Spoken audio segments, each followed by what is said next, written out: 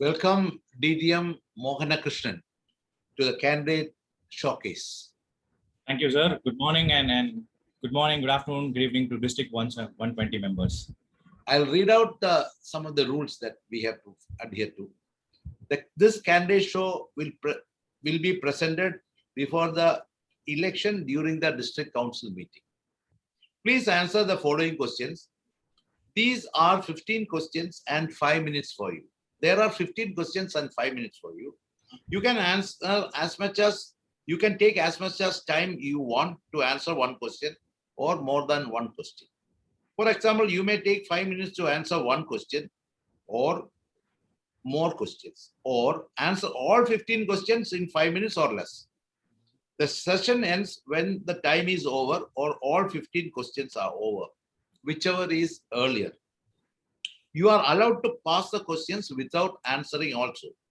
It is not the number of questions that you answer, but the thought and the articulation, those are important.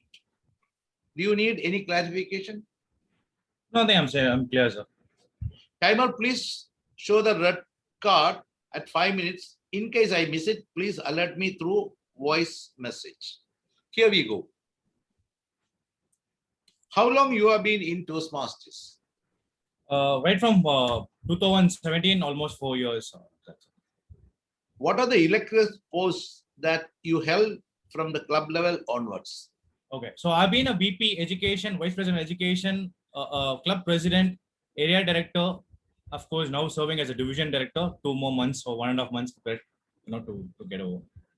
What are your strengths to take up this post? I believe, in fact, CGD was previously called as Little and Gone Marketing. I believe marketing and PR is my strength. And more than strength, I have a urge to share what I've learned so far in this fraternity. What I've learned, I want to share it to this fraternity and this world, letting them know about Toastmasters. Describe yourself in one sentence.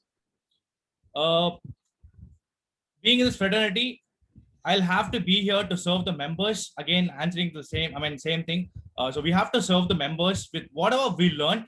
I have this regret that I have, that I have 10 years back when I was in college. I didn't know about Toastmasters. Right from now, 10 years from now, I don't want any college students or a college pass out to say that I didn't know about Toastmasters. And that is, it's not about me. It's about what I'm going to do for this fraternity. So, thank you. Are leaders born or made? I know the tagline of Toastmasters is where leaders are made, but I wanted to kind of contradict this. I always believe leaders are born, but of course we can help make better leaders. But I always think born leaders have a little edge over the leaders made. Yeah.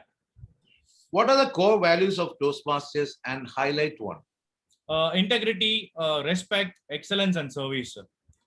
So integrity, of course, or not just as a club member, any level in Toastmasters, something that we have to take care. I think if integrity is taken care, automatically respect is going to come there. The service that we have to deliver will be delivered. And with the delivery of the service, the excellence will automatically be there.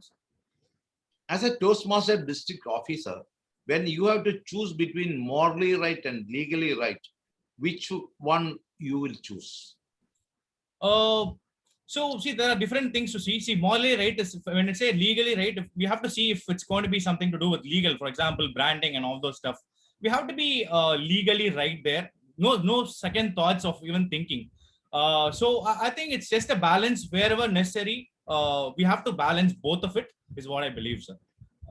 Toastmasters leadership role helps one's personal and professional life. Which one helped you the most and how?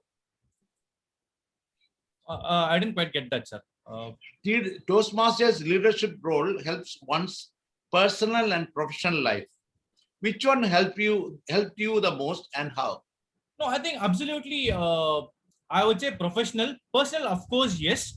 But when it comes to professional, I've had my own examples of things where whatever I've implemented in my work, like say building a chatbot. I've built a chatbot for Toastmasters district, or even first time it's the entire world. It was called ION. And similarly, whatever I've learned in Toastmasters, I've tried to implement and work. For example, the Division A's website, I'm serving as a Division A director. So I was very confident that, okay, we have to put in this inputs into my work and my work inputs to here. So I think professionally more is what I believe, sir. If you have to choose between quality and quantity in Toastmasters, which one would you choose and why? Okay, super. So I think both are important, but I would prefer quality because I'm someone who believes if you're going to give a proper member experience and the quality is served, when I say quantity, we're talking about numbers. The numbers will automatically come. But when we say the numbers are not coming, it is because the members are not satisfied. So we have to make sure we give quality programs and everything to with quality, and the numbers are automatically going to come. At this pandemic time, I'm not, it's the numbers are a little low. I think we have to go with the world. It's about surviving, sir. So I think both of it is important. It goes with each other. So quality first, quantity comes automatically. After you complete your Toastmasters leadership role, how do you want the members to remember you?